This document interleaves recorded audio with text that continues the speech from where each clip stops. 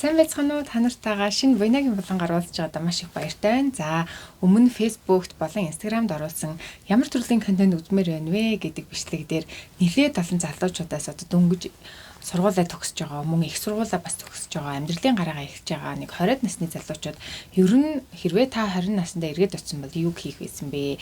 Ямар зүйлсд илүү анхаарах байсан бэ? Тэр талаараа хуваалцаж гэж маш олон хүсэлт ирүүлсэн. Энэ удаагийн бичлэгээрээ та нартай 20 наснд өгөх 5 зөвлөгөө сэдвээр хоорондоо ярилцах гэж байна.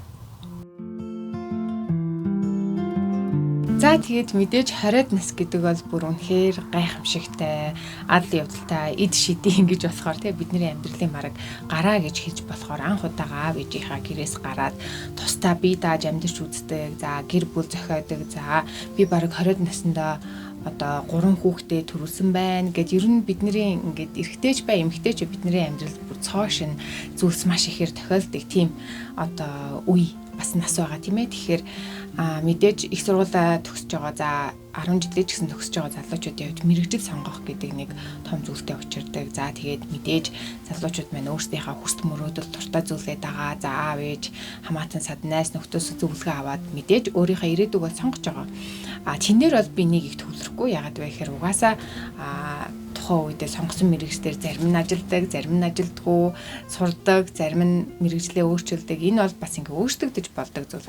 Харин өөрчлөгддөггүй яг 20 насны эхлэх үед би энэ зүйлийг заавал сурах ёстой байсан гэж нэг юм үндсэн зүйлсийн талаар та нартайгаа хуваалцъя гэж бодлоо. За хамгийн нэгдүгээрт нь болохоор эрүүл амьдралын тухай мэдлэг. Энэ бүр өстой хамгийн чухал. За миний хувьд багасаа ер нь жоохон хөдөлгөөнтэй спортлог байсан. Оюутан болоод талбайн теннисний баг за сонирхогчийн улсын аварга төрүүлэх хүртлээр ингээд явж исэн. Ер нь спортын юм хөдөлгөөн яг 20 насны үед яг юм нэг ганцаараа тий нэг гэр бүл арай зохиогоогүй байх үедээ заавал энэ эрүүл мэндийн мэдлэгтэй болох ёстой. За энэ нь болохоор ерөнхийдөө нэг 4 хүчин зүйл байдаг.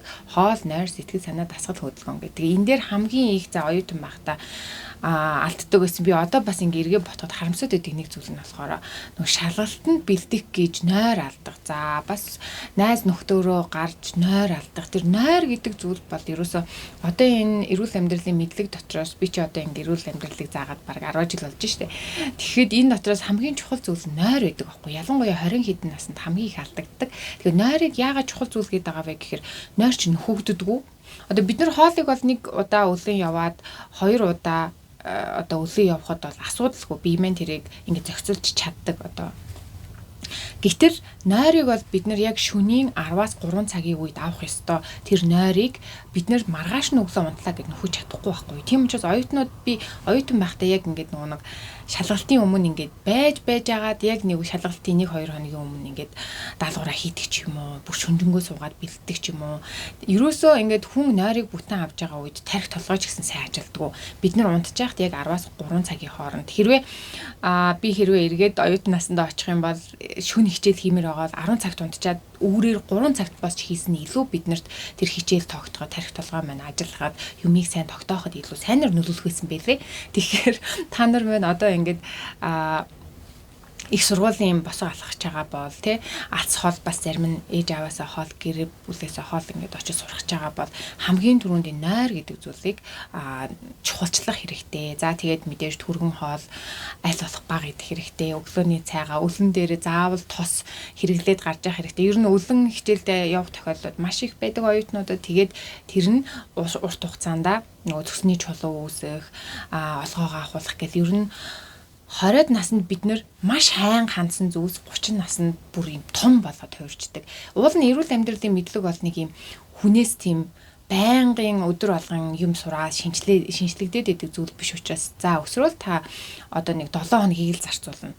Одоо өдрийн 30 минутаар 7 хоног зарцуулахад та юу идэх ёстой юм, яаж унтах ёстой юм, за ямар дасгал хөдөлгөөн хийх ёстой юм, сэтгэл санаагаа яаж өөдрөг авч явах ёстой юм гэдэг нэг юм маш энгийн бид нэр ерөөсөө одоо хүн гэдэг амьтны хувьд заавал суралцах ёстой бараг л өсвөр наснаас сурчих ёстой гэх энгийн мэдлэг байгаа байхгүй юу. Гэтэл энийг ингээ хойшлуулж явсаар хагаад 30 гараад нэг мэтгэд өвчин гараад ирдэг. Яагаад вэ гэхээр 20-д наснд бид нар чинь нэг юм өсвөр наснд одоо даавар ялгараад, өсөлтийн даавар ялгараад тэр өсөлтийн даавар нь бидний эрүүл мэндийг зохицуулаад яваад идэг байхгүй. Одоо нэг удаа било хоол итгэхэд, нэг удаа газ тавандаа уухад тий. Ингээд зохицуулаад тэрнийг ингээд нөхөн сэргээгээд шүн нойроо авч байгаа үед нөхөн сэргээж явдаг бол 30 наснаас эхлээд тэр даавар чинь ингээд ялгарл нь багасчдаг байхгүй. Тэгээ ялгарл яг багассан үед 30 наснд яг эд төрлөө, эд ажлын байран дээр гарлаа, эд амьдралаа босголоо, хүнтэй суулаа тий. Яг одоо би ингээ хөдлөх ёстой гэдэг тэр цаг үед бид нар гинт өвчин гараад ихэддэг. Нэг л мэдгээд цөсний хаалгаанд орох ёстой, нэг л мэдгээд олгоогоо авахулах ёстой, нэг л мэдгээд ходоодны шарахтаа гэх мэтлээ. Ялангуяа энэ дотор эрэхтэн хоол боловсруулах эрэхтэн системтэй холбоотой зүйлс маш их гарч ирдэг. Тэгээд тэр нь та ингээ хүүхэд одоо аав нь ч бай, ээж нь ч бай ялгаагүй хүүхэд ингээ төрүүлэхэд тэр чинь генерээ дамжин бас өвлөгддөг байхгүй өвчин чинь. Тийм учраас энэ бол хамгийн түрүүнд их сургуулаа сонгохоос өмнө бараг энэ эрүүл амьдралын мэдлэгийг мэдсэн байх ёстой. Суралцах ёстой. Энэ бол маш амархан.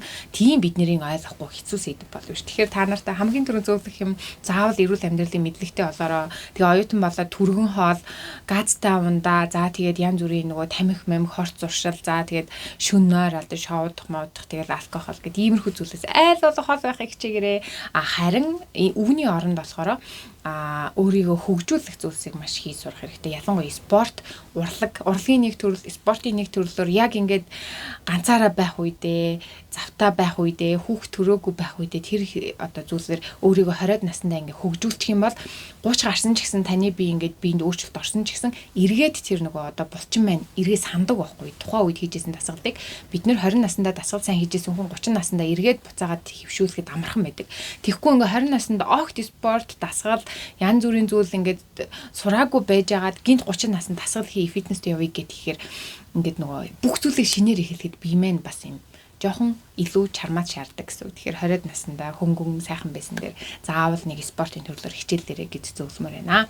За хоёр дахь маш чухал зүйл нь болохоор заавал эртнээс ямар нэгэн хэлийг сурах хэрэгтэй. За миний хувьд амьдралдаа би бүр өөртөө үнэхээр их талархдаг нэг зүйл нь бол 10 жилдээ ингээд англи хэл сурч эхэлсэндээ бүр үнэхээр их талархдаг. Гэхдээ энэ бидний нөгөө нэг 10 жилд зүгээр ингээд багшир заалгадаг англи хэл бол биш шүү. Нөгөө дүрм мөрөм grammar in use энтер бол биш. Тэр яг нөлөөлнө. Гэхдээ өөрөө шамдаж л сурахгүй бол хэлийг хүн ер нь сурдгүй юм байлээ. Би чинь ингээд яг 10 жилд ингээд хэл үзэл явж исэн. Тэрийг ингээд сурж ин гэж бодож байгаа ш. Хэл сурж ин гэд. Гэтэл яг нэг 7 дугаар ангид бүр үнэхээр аз тахиагаад амьдралд минь олцсон одоо нэг юм том боломж одоо ёстой л тэнгэрээс өгсөн бэлэг бах.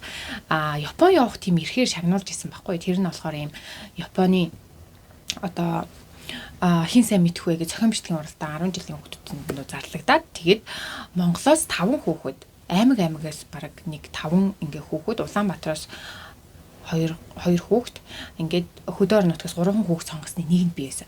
Тэгээ бүр азар ингээд ямаа сааж байгаа тест сайртай хазартайгаа тэр чигтээ. Манай удамд бараг аав ээж минь гадаад гарч үзээгүй байхад би анх удаага тийж Япон явж исэн байхгүй. Тэгээл дээрээс онгоцон сууж үзээгүй жагаад Японд очиод хамгийн удаан нисэл Японд очиод миний нөгөө нэг нүд нээгдээд Японд очиход Улаанбаатараас очсон хүүхдүүд за тэгээ Японд исэн хүмүүс бүгдээрээ хооронд англиар ярьж байсан. Би ерөөсөө л нэг хэлгүй хүн шиг заяа ингээд орчуулагчтайгаа наалтцсан бүр. Тэгээл ингээд идэж уух юмаа хүртэл. Тэгээ би яг тэр үед 7 дугаар ангийн хүүхдтэй 15 настай хүүхд ингээд яг тийм аяж ирээ. За би Монголоос гарах юм бол би англи хэлээр л бусад хүмүүст ойлголцох юм байна гэдгийг бүр ингээд толгоондоо бүр маш сайн ойлгож ирсэн. Тэгээд англи хэл сурж эхэлсэн. Тэгээд чармааж эхэлсэн. Тийм учраас одоо миний англи хэл бол бүр миний амьдралын одоо ингээд энэ 30 наснд ингээд сурсан бүх мэдлэгийн их үүсвэр нь англи хэл дээр байгаа байхгүй. Яагаад вэ гэхээр бидний онлайн орчинд одоо сурж болох бүх мэдлэгийн 90% нь англи хэл дээр байгаа. Яагаад вэ гэхээр цахим орчин маань өөрөө англи хэл дээр баг суурилж ингээд босч ирсэн зүйл учраас тэгээд миний одоо ингээд хөдөө орон нутагт амьдраад нөхрөө дагаад ингээд хөдөө орон нутагт явж байгаа ч гэсэн хүүхдэд төрүүлээд гэртээ сууж байгаа ч гэсэн миний сурсан мэдлэг бүгд англи хэл дээр зөвхөн хөдөөнөөс ихтэй сургуулиудын дипломыг би англи хэлнийхаа тусламжтайгаар онлайнаар тусламжтайгаар ингээд авдаг болж байгаа байхгүй. За тэгээ нөхөртөөгөө бас таарахтаа англи хэл сурж байгаа танилцсан. За тэгээ би тэр одоо хийж байгаа бизнес хүртэл дээрээс англи хэлтэй маш холбоотой.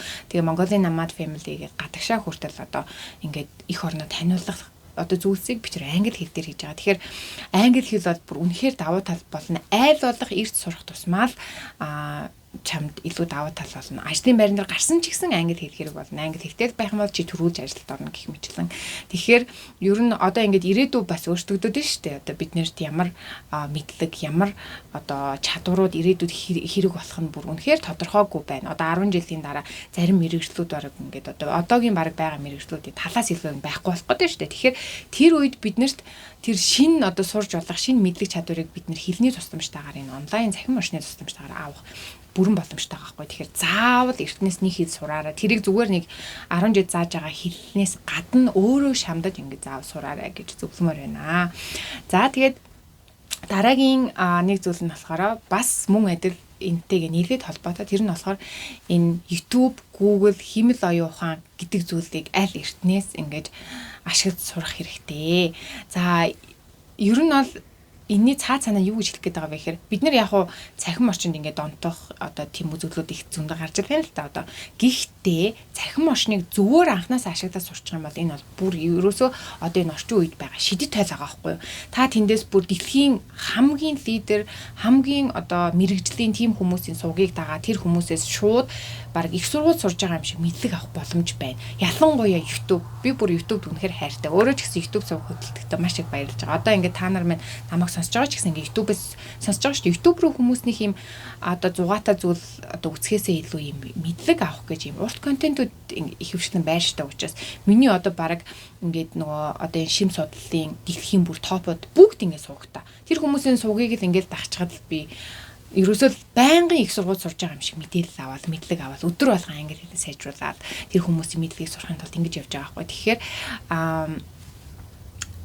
одоо YouTube, Google хоёртой маш дотн найзлаад найз гэдэг чинь одоо таныг сайн болгох одоо хүмүүс гэсэн үг шүү дээ. Тэгэхээр одоо илүү юм өөртөө үр бүтээмжтэйгээр бүр өөрөө сууг нийж болно шүү дээ хамаагүй. Энэ ерөн цахим орчныг эртэл ашиглаж сурах тусмаа. Тэгээ манай Монголд чинь баг анх бид хоёр ингээд цахимаар одоо контент хийн, цахимаас ингээд мөнгө олдог, орлого олдог болно гэхэд бүр ерөөсөө хүмүүс огт итгэдэггүй байсан. Гэхдээ тухайн үед миний хувьд нөгөө Marie Forleoгийн B School гэдэг одоо цахимаар яаж одоо юм бизнес бүтээх вэ гэдэг юм сургалтанд суудсан байсан учраас за нэг 5 жилийн дараа ямар ч Монгол нэг ийшээ орох юм байна гэж бодож байсан зүйл одоо ингээд бүгд бэлэн болсон. Ингээд бодит болсон байгаа хгүй. Тэгэхээр 5 жилийн өмнө битээр цахим орчинд руу ороход хүмүүс тэр болго мэддэггүй байсан бол одоо бараг бүх сурвалж цахим орчинд болсон байгаа. Тэгэхээр цахимыг зөвөр ашиглах юм бол энэ бол таны амьдралыг зөвөр дээшлүүлж болох, сайжруулж болох бүх зүйл байгаа. Дээрэс нь химэл оюун ухаан. Одоо би бүр химэл оюун ухааныг ингээд аль болох шинэ аппуудыг туршаад ингээд одоо бичлэг эдитлэх,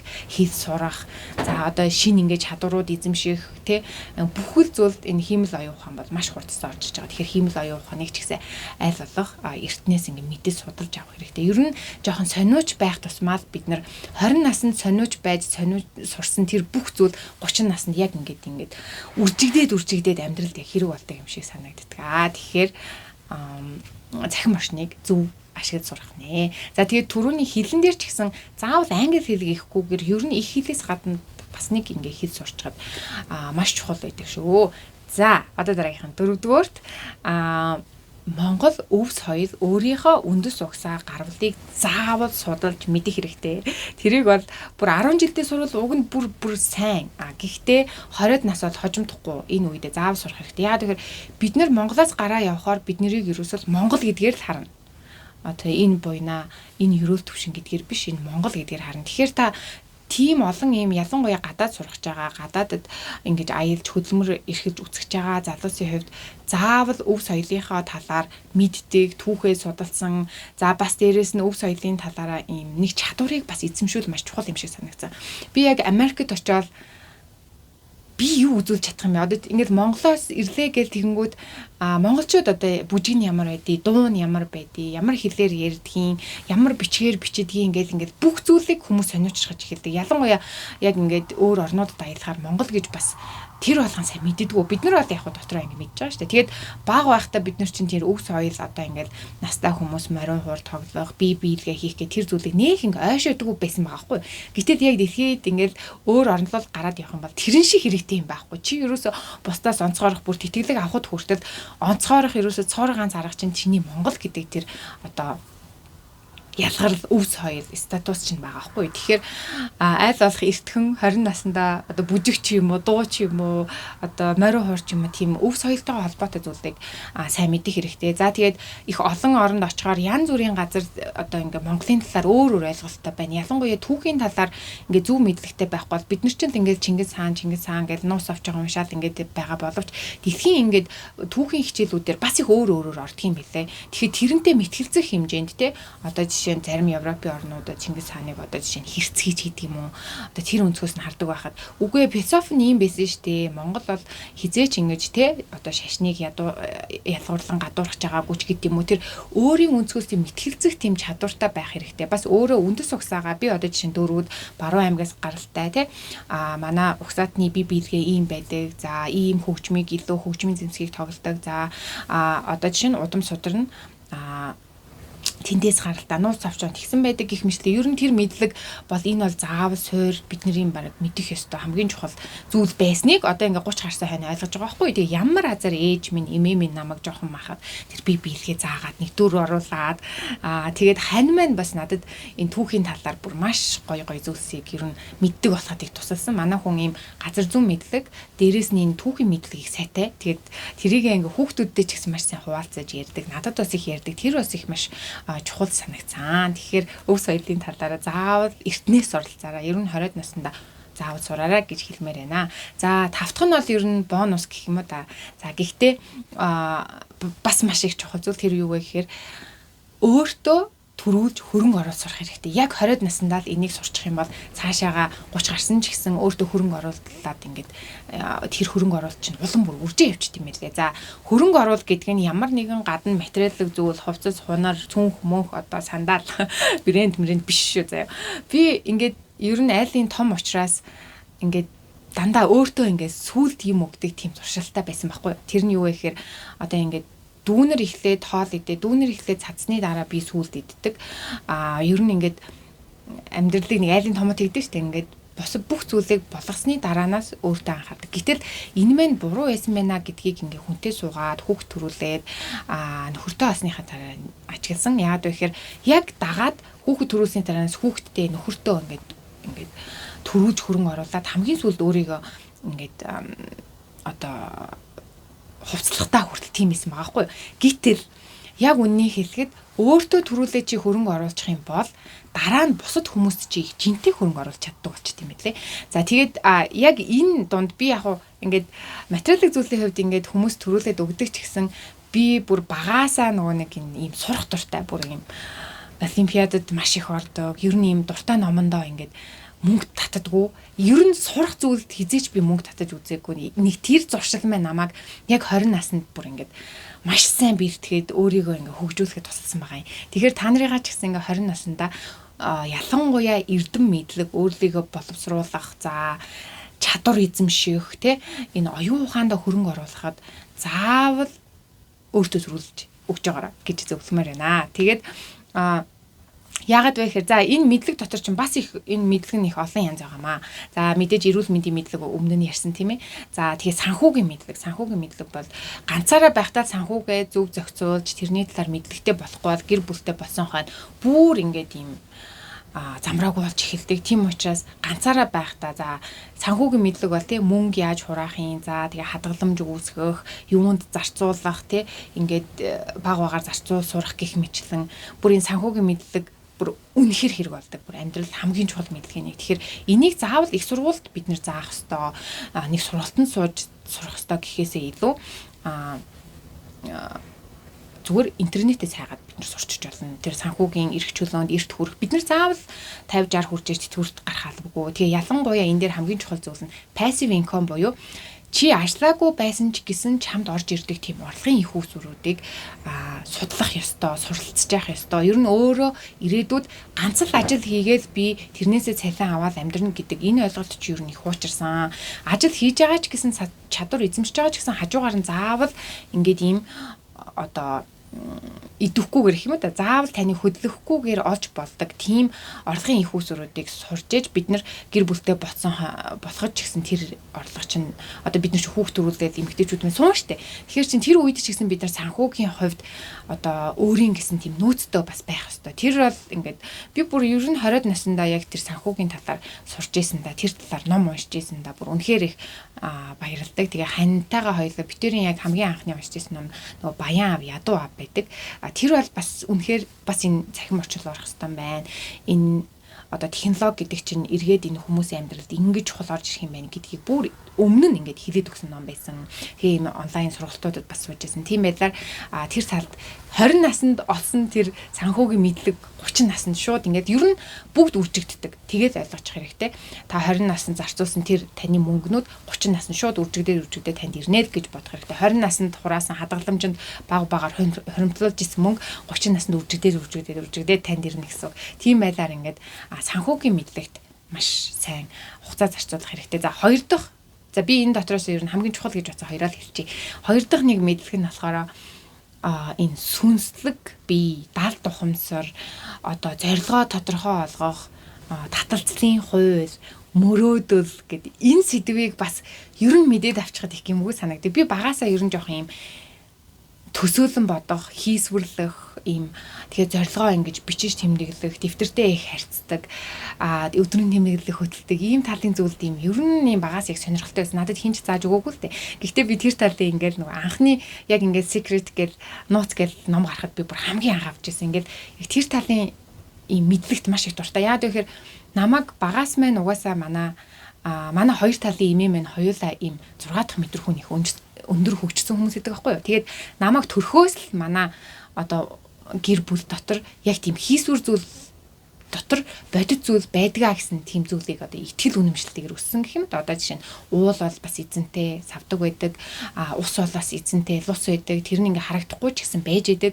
Тэр зүйлдээ хүндэтгэлтэй харьцах хэрэгтэй гэдэг. Ер нь Монголын энэ өөрийн нүүдэлчин ахуйд өссөн энэ одоо туршлага маань надад бас тэр харагдахгүй байгаа зүйлд итгэх тэр зүйлийг анханаас нь бас сургасан юм болов. Тэр бол монголчуудын нүүдэлч амьдралын хамгийн гоё хэсэг санагддаг.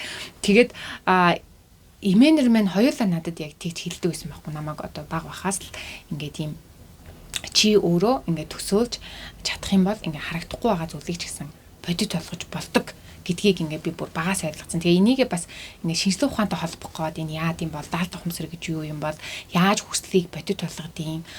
Тэрний төлөө би юу хийх ёстой, ямар таталтай байх ёстой гэх юмчлэн. Тэгээд яг бүр азар гэх юм уу одоо хантайгаа хань минь бас яг ийм зүйлд итгэдэг. Тэгээд одоо бас битээр ингээд би ч одоо 21-тэй ингээд хантайгаа танилцсан шүү дээ. Одоо миний яг 20-д нас ингээд нөхөртөөгөө хамт байсан 10 жил байгаа байхгүй. Тэгээд яг энэ хугацаанд өдөр болгон битээр босоод яг энэ таталцсан үйл энэ итгэл үнэмшийнхаа талаар байнга ярилцдаг байсан маань намайг бас одоогийн энэ төвшөнд ингээд битээр айхгүйгээр мөрөөдөж чаддаг, хамтдаа зүтгэж чаддаг, байхгүй байгаа зүйлийг бодит болгох юм одоо итгэл хайрладаг тийм туршилтаа болгосон юм шиг санагдав. Тэгэхээр энд юу гэж хэлэх гээд байна вэ гэхээр одоо хань ижил мөн одоо таны найз нөхөд хүрээлэл бас биднэрт 20-д наснд юу сурах уу, яаж хөөгжих үү гэдгийг маш их сайн одоо тодорхойлдог хүмүүс нэг байдаг. Тэгэхээр хүрээлэлээ бас зөв сонгох хэрэгтэй. Таныг ингээд буруу зүйл рүү уруу татаад одоо нэг юм найз гэдэг нэр чинь өөрөө таны ингээд хамтрагч те таныг ингээд өргөж өгдөг, дэмжиж өгдөг, сайхан зүйл рүү хамтдаа тэмүүлдэг хүн байх ёстой шүү дээ. Гэтэл ингээд тоглоомоор ч юм уу таныг ингээд жоохон доош нь хийгээд идэг. Зүгээр инээж хөхөрж ярьж байгаа ч гэсэн ингээд чи юу чаддیں, чи хин ч биш гэсэн мэдрэмж шүрүүлээд байгаа бол тэр чи найз биш байхгүй. Тэрнээс юу нэртгэн холдох хэрэгтэй. Тийм мэдрэмж одоо 20-д наснд бид нар чи ингээд юм нөгөө нэг урт хугацаанд найзлсан гэдгээрээ ингээд бас ингээд найзтайгаа байгаад идэг. Гэтэл яг жинхэнэ найз гэдэг чинь чиний төлөө баярлж чаддаг, чамайг амжилтанд хүрэхийн төлөө хамтдаа хичээж чаддаг. Чи ч гэсэн эргээд одоо тэр хүнийгээ дэмжиж чаддаг. Тийм найзтай байна гэдэг бол энэ амьдралын бас хамгийн том хувь хишиг боён өрөөл юм байна гэж бодсон. Тэгээд дээрэс нь яг нөгөө хань ижил чинь тийм хүн байх юм бол тэр заяаны хань зам дээр гэдэг чи яг энийг хэлээд байна гэж би боддог. Чиний хүсэл мөрөөдөл дотоод ертөнц за тэгээд энэ бүх одоо зүйлтэй чинь хамтдаа хөгжөөд хамтдаа хань болоод явж чаддаг тэр хүнийг л одоо хань ижил гэж хэлээд байгаа шүү дээ. Тэгэхээр энэ бол ганц нөхөр дээр биш, найз нөхөд, хамаатан садан бүхэл хүн дээр үйлчлэн. Тэгэхээр хажууд хэн байгаагаа бас сайн бодох хэрэгтэй. Өөрөө бас би сайн найз байж чадчихна уу гэдгийг бас ингээд цензуртай бодож явах хэрэгтэй. Юм шиг санагцсан. За тэгээд ерөнхийдөө 20-д наснд одоо та нартай өгөх зөвлөгөө маань энэ байна. Тэгээд одоо энэ бичлэгийг үзэж байгаа бас 30 гарчихсан бүсгүүчүүд маань миний насны одоо ээж нар маань зөндөө байгаа. Тэгэхээр та нар маань бас ер нь 20-д наснда энэ зүйлийг л хийсэн бол гоё эсэн гэж бодож байгаа. Ингээд хамгийн одоо гоё зөвлөгөөгөө бас комент хэсэгт бичээрэй. Тэгээ энэ хүртэл үзсэн хүмүүс маань гоё цагаан зүрх үлдээгээрэй. Би хэрэгээр цагаан хувцас өмссөн. Ягаад гэвэл амьдрал шинээр эхэлж байгаа учраас юм гигэн байгаасаа гэж бодоод ийм цагаан өнгийн дээр сонгож өмссөн. Тэгээ та нар маань гоё цагаан зүрх үлдээгээрэй. Бас дараагийн контентээр юу үзмээр комент хэсэгт бичиж үлдээгээрэй. Одоо жоохон влого идэвхтэй хөтөлбөр шийдсэн. Тэгээ манай гэр бүл хөдөөний франчайз гээд одоо Монголын хамгийн анхны цагаан эдээ эрүүл хүнс, органик хүнсийг ингээд зардаг тийм сүлжээ дэлгүүр нэг тийм төсөл эхлүүлээд маш завгүй байгаа. Тэгээд тэр процессыг ч гэсэн та нартай хуваалцаж явъя гэж үзье. Тэгэхээр бизнес эхлүүлнэ гэж бас хүнээс юу шаарддаг вэ? Ямар одоо бэрхшээлүүд тулдаг вэ? Тэр болгоноо бас гоё ингээд бичлэг олгоод хуваалцаад явъя гэсэн надад зүгээр санаа төрсөн. Та нар маань тийм контент бас үзмээр байна уу? Коммент хийгээд бичүүлдээгээрэй. За тэгээ та нартайгаа дараагийн контентээр үзье. Баяртай.